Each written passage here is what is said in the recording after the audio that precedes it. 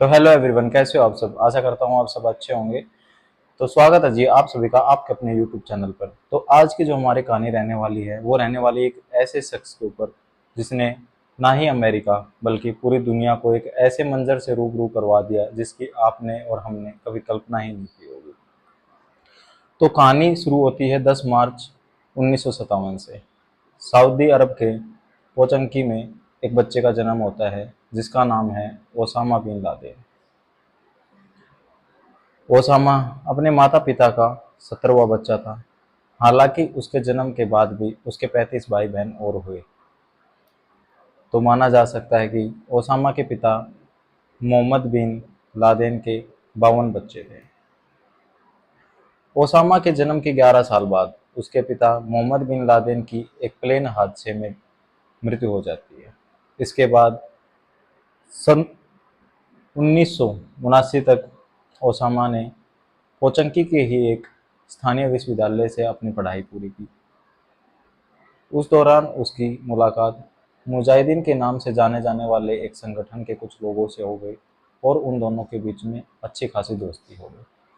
दोस्ती इतनी गहरी थी कि मुजाहिदीन के उन लोगों के साथ ओसामा उनकी मदद करने के लिए अफगानिस्तान चला जाता है। अफगानिस्तान जाने के बाद में मुजाहिदीन के लिए ओसामा एक मुख्य मददगार के रूप में साबित होता है। और उसके बाद सन 1984 में ओसामा ने मकतब अल खिदमत की स्थापना की, जो कि विदेशी मुजाहिदीनों की भर्ती की जाने लगी। और इसी के साथ में सन 1988 में अल-कायदा की स्थापना ओसामा के द्वारा कर दी गई। अगर हम ओसामा की पढ़ाई के बारे में बात करें तो जैसा कि मैंने आपको बताया कि स्थानीय पढ़ाई उसने पोचंकी के ही एक स्थानीय विश्वविद्यालय से की।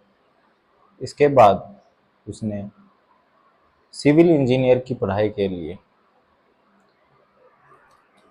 जेदा में ही एक इंजीनियरिंग कॉलेज है जिसका नाम है किंग अब्दुल्ला यूनिवर्सिटी, उसमें उसने एडमिशन ले लिया और वहीं से उसने अपनी सिविल इंजीनियर की डिग्री प्राप्त की। अक्सर माना जाता है कि कॉलेज के उस दौर में ओसामा जो था वो अक्सर नाइट क्लब जाता था और अमीर लोगों से मिलना उसका शौक था। अलकायदा की स्थापना के बाद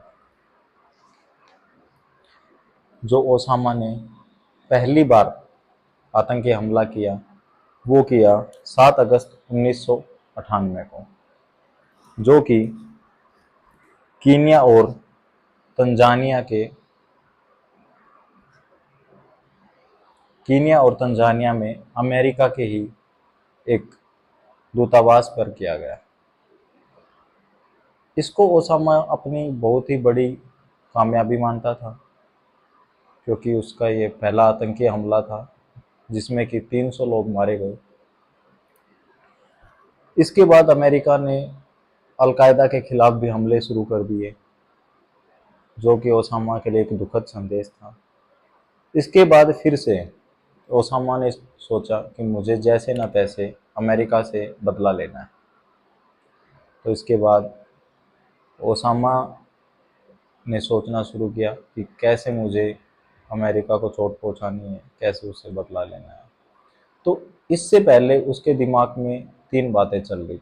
वो यह थी, पहली कि उसके पिता का जो 1967 में जो उसके पिता की मृत्यु हुई थी वो एक प्लेन हादसे में हुई थी, जिसके बाद हालांकि ओसामा को 8,000 करोड़ डॉलर की जो संपत्ति थी वो विरासत में मिली। तो 1967 में जो उसके पिता की मृत्यु हुई थी एक प्लेन हादसे में, यह बात भी अब तक ओसामा के जहन में थी। जिसके बाद में अमेरिका ने और इजराइल ने मिलकर लेबनान पर बमबारी की, जिसमें कि बड़ी बड़ी इमारतें गिरा दी गई। एक ये बात भी ओसामा के जहन में थी। और इन दोनों हादसों के अलावा जो तीसरी बात ओसामा के जहन में थी वह यह थी कि ओसामा का जो बड़ा भाई था जिसका नाम सलीम था, वो भी अमेरिका के ही एक प्लेन हादसे में मारा गया। तो अब ये तीनों बातें ओसामा के जहन में थी कि कैसे उसके पिता की मृत्यु एक प्लेन हादसे में हुई, उसके बाद में जो अमेरिका ने और इजराइल ने मिलकर लेबनान पे जो बमबारी की जिसमें कि बड़ी बड़ी इमारतें गिरा दी गई, ये बात भी उसके दिमाग में थी। और तीसरी जो सबसे बड़ी बात थी कि अमेरिका के ही प्लेन में उसके भाई की एक हादसे में मृत्यु होना। अब ये बातें उसके दिमाग में चल ही रही थी, साथ में ये भी था कि जैसे ना तैसे मुझे बदला लेना है अमेरिका से।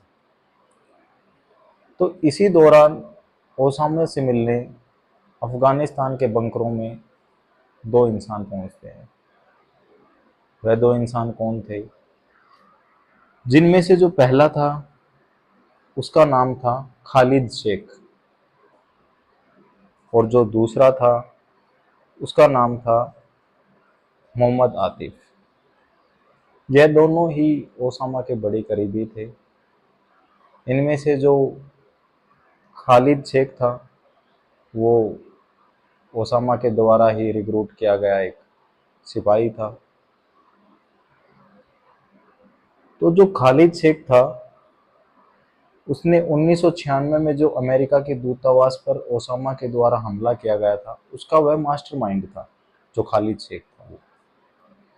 और जो आतिफ अहमद था उसका काम यह था कि जो आतंकवादी होते हैं उनको ट्रेनिंग देना, मज़हब और जिहाद के नाम पर उनका ब्रेन वॉश करके उनको ह्यूमन बॉम्ब बनाना, यह सब काम आतिफ अहमद का था। तो अब ये तीनों मिलकर प्लानिंग करते हैं कि कैसे अमेरिका से बदला लिया जाए। तो अब जैसा कि मैंने आपको बताया कि ओसामा के दिमाग में वो तीनों बातें चल रही थी, तो अब प्लानिंग यह होती है कि क्यों ना अमेरिका के ही प्लेन को हाईजैक कर कर और अमेरिका के ऊपर ही उसको बम बनाकर गिराया जाए, प्लेन को क्रैश करके। अब ये सब बातें हो गई। इसके बाद उन्होंने 3 जगह को चुना कि अमेरिका में कहाँ कहाँ पर ये जो बमबारी करनी है, कहाँ पर करनी है। तो जो 3 जगह उनके द्वारा चुनी गई उनमें सबसे पहली थी WTC, वर्ल्ड ट्रेड सेंटर, जो कि अमेरिका में ही है। जो दूसरी थी वो थी पेंटागन, जहाँ पर अमेरिका के डिफेंस मिनिस्ट्री का हेडक्वार्टर है। और जो तीसरी थी वो थी वॉशिंगटन, जो अमेरिका की राजधानी है। इन तीनों जगह पर उनको ये जो इनका प्लान था उसको एग्जीक्यूट करना था। तो अब होता क्या है कि ये सब प्लानिंग इन्होंने तैयार कर ली। इसके बाद में जो खालिद शेख था उसको फंडिंग की जिम्मेदारी दी गई, क्योंकि इतने बड़े एक प्लान को अंजाम देना था तो पैसे की ज़रूरत तो थी। तो खालिद शेख को फंडिंग का काम दिया गया कि भैया तुम अपने फंडिंग करो। और जो आतिफ था उसको टीम बनाने का काम दिया गया कि भैया तुम्हें टीम बनानी है और उनको ट्रेनिंग देनी है। तो आतिफ ने टीम बनाने का काम किया और खालिद शेख ने फंडिंग का काम किया। अब तकरीबन 1 साल बीत जाता है। 1998 की ये बात थी और 1999 का दौर आ जाता है। तो इस 1 साल में कुल 19 लोगों को चुना जाता है और उनकी टीम बनाई जाती है। इन 19 लोगों में से 4 लोग जो थे वो थे सऊदी के, और जो बाकी के 15 लोग थे वो थे पाकिस्तान के। अब इनको कराची लाया जाता है। कराची में इनको ट्रेनिंग दी जाती है कि कैसे तुम्हें यूएस में रहना है, कैसे इंग्लिश बोलनी है, कैसे हथियार चलाने हैं। तो ये सब इनको इस ट्रेनिंग में सिखाया गया। अब ये जो ट्रेनिंग थी ये तकरीबन 1 साल चली। 1999 से 2000 का दौर आ गया। अब 1 साल बाद इन लोगों को कराची से अमेरिका भेजना था। तो इन लोगों के 4 ग्रुप बनाए गए, 5, 5, 5 और 4 का। पहला जो ग्रुप था उसको अमेरिका भेजा गया, उसके 1-2 महीने बाद दूसरे ग्रुप को। तो ऐसे करके 10 अगस्त 2001 तक इन सभी को अमेरिका भेज देगा। अलग अलग भेजने का मुख्य कारण भी ये था कि किसी को शक ना हो, ताकि ये पकड़े ना जा सके, तो इसलिए इनको अलग अलग भेजा गया। 10 अगस्त 2001 तक ये अमेरिका में पहुंच गए थे और अमेरिका के अलग अलग शहरों में ये रहते थे, एक दूसरे से अनजान बेखबर लोग रहते थे। इसके बाद फिर एक दिन तय किया गया, वो दिन था 11 सितंबर 2001, जिस दिन इनको हमने प्लान को अंजाम देना था। तो 11 सितंबर 2001 को ये जो ग्रुप था 5, 5, 5 और 4 का, ये सब लोग एयरपोर्ट पहुंचते हैं और वहीं से ये एरोप्लेन में बैठ जाते हैं।